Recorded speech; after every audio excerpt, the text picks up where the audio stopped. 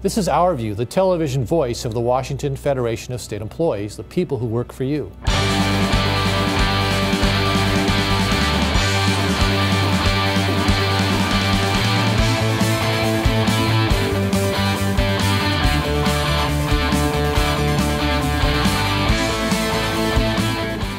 Our state representatives are now in a session that will test not only their ability to solve the state's revenue crisis, but will also be a test of their own values. It's a fact that the state's budget is the only true indicator of what our representatives in the end think is most important. Well, they have a $2 billion hole in the budget, and during the special session, the 3-week special session that they had in December, they only dealt with about 20% of that problem. They took care of about $400 million worth of the deficit. And that was easy fixes, as they termed it, the low-hanging fruit. So the really hard things we need to do are the $1.6 billion in cuts now. The Federation is working very hard with other constituency groups, other unions, other environmental groups, other groups, to come up with revenue alternatives that don't necessarily rely on the sales tax. We think that's a very regressive tax that hits the middle class and lower classes hardest. And we understand that legislators and others think that it's a quick, easy fix that gets money into the system. But we really do believe that there are quite a few corporations that are getting tax breaks that you could make a big difference going after those tax exemptions. You could make a big difference going after capital gains or even high income tax. And so we're looking at all of the alternatives to the sales tax. We don't question that a number of tax breaks, tax exemptions do generate jobs, and we believe those should be exempt from any cuts. But you have 137 tax exemptions since the year 2000. Roughly, I think it's a quarter to a third of all tax exemptions in the state, and not all of those exemptions generate jobs. So, I think a thoughtful examination of those tax breaks should be made.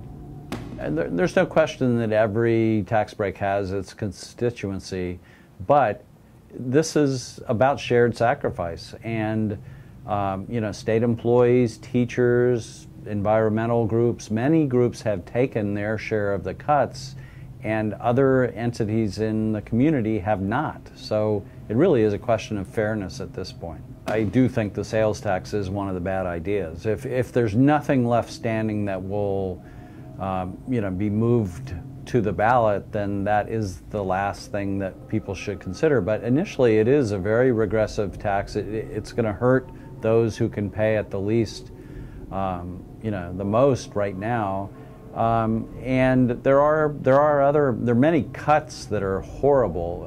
The cuts to community corrections. You have Federation members out there right now, monitoring felons as they come out of prison and making sure that the communities are safe. If you don't have that level of supervision, you're tearing a part of the community fabric completely apart and making our communities unsafe.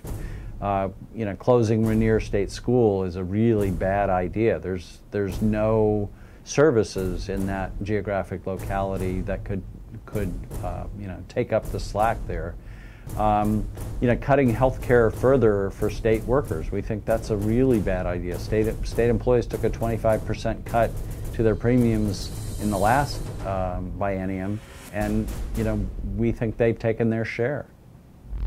A true labor leader in our nation, the recently retired Secretary-Treasurer of AFSCME, Bill Lucey, warned delegates to this year's state convention about the dangers of straying to issues that are nothing more than a distraction from what really matters to working families. We've got to be fighting on, it seems to me, the right issues. We get diverted sometimes, we get lost in the weeds. We didn't lose, as I said a few weeks ago, 3 million jobs because my brother-in-law decided he wanted to be my sister-in-law. We lost them because somebody made a conscious decision to take our jobs somewhere else. We get to arguing over things that make very little sense. I'm convinced that as long as they teach algebra and geometry and trigonometry, we're going to have prayer in school.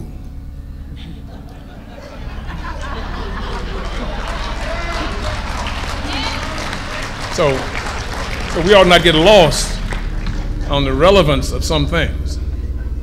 While we're arguing about irrelevant issues, the crowd with the power is still driving to the bank with every piece of profit that can be drawn from this society. So Council 28 and your affiliated unions, we've got to figure out how we put together a plan to attack all those who would try and divide us up. In Phoenix, Arizona, we're bringing as many groups as we can together so that we don't get caught in this one crowd versus the other crowd. All of us, whether we came over on different ships, we're in the same boat now.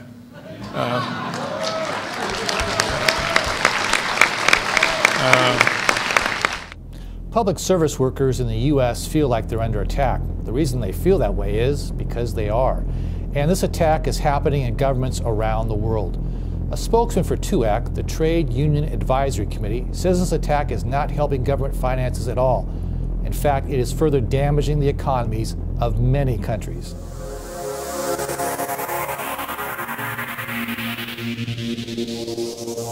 Not only are we seeing in many countries public services that are being under attack, we are also seeing as a result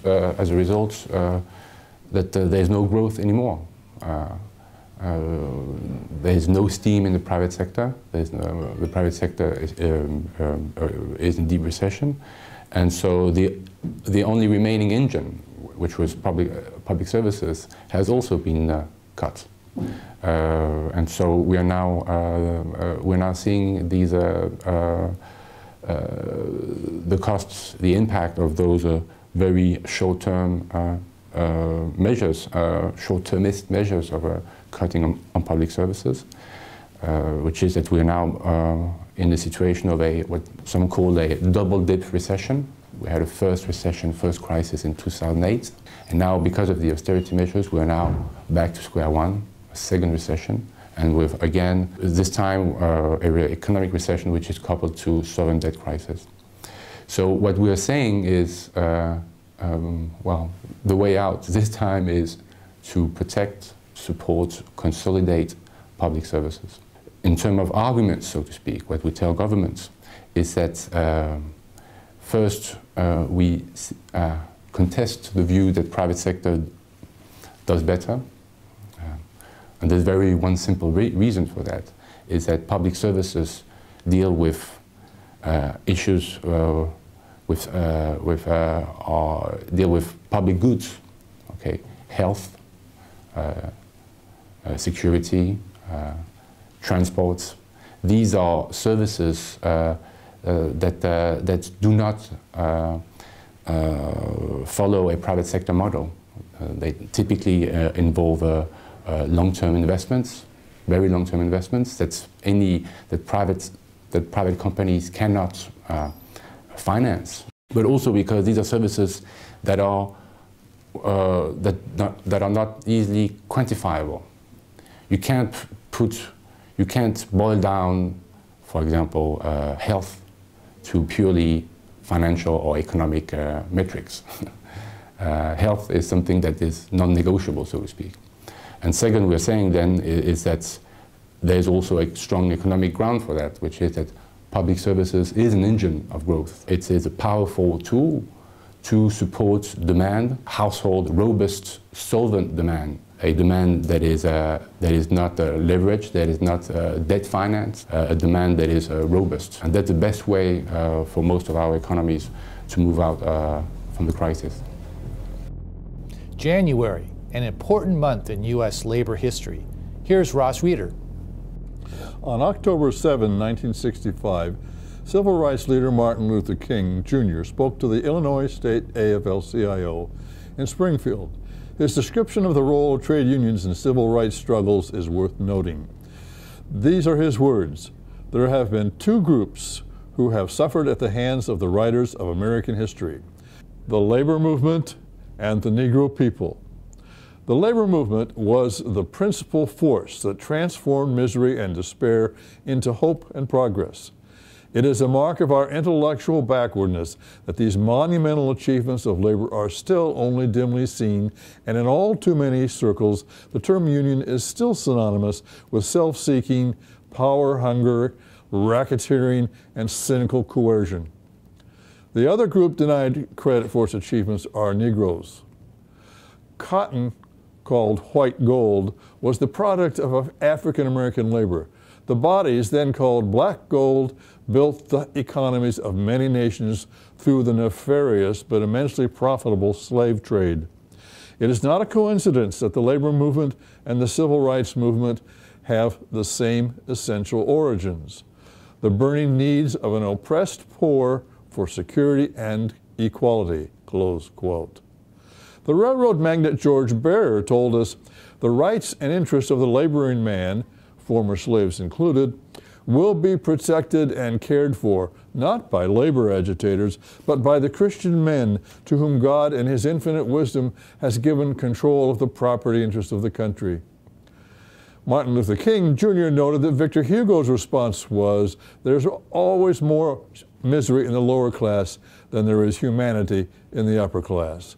King warned the Union audience to be diligent with handling of its own mission, and that labor cannot stand still long or it will slip backwards. The words I have quoted are from UW-Tacoma professor Mike Honey's book, All Labor Has Dignity, copyright 2011, which is a compilation of key King speeches. One of the strongest indications of these documents is that King was moving closer to realize that the two struggles were really one struggle. I can't stop without mentioning Honey's other recent book, Going Down Jericho Road, from 2007. That's the story of the Memphis strike of that city's sanitation workers and King's last campaign. Not that it's even relevant, but as a longtime reader of labor and American history, I may have been brought to anger, irritation, and frustration with my homeland's history, but I have rarely cried. Reading Going Down Jericho Road, I cried. Get and read both of these books. They're well worth reading. You've been watching Our View, brought to you by the proud members of the Washington Federation of State Employees. We remind you, when you accept a paycheck for your hard work, you don't give up your rights. Thank you for watching, and we'll see you next month.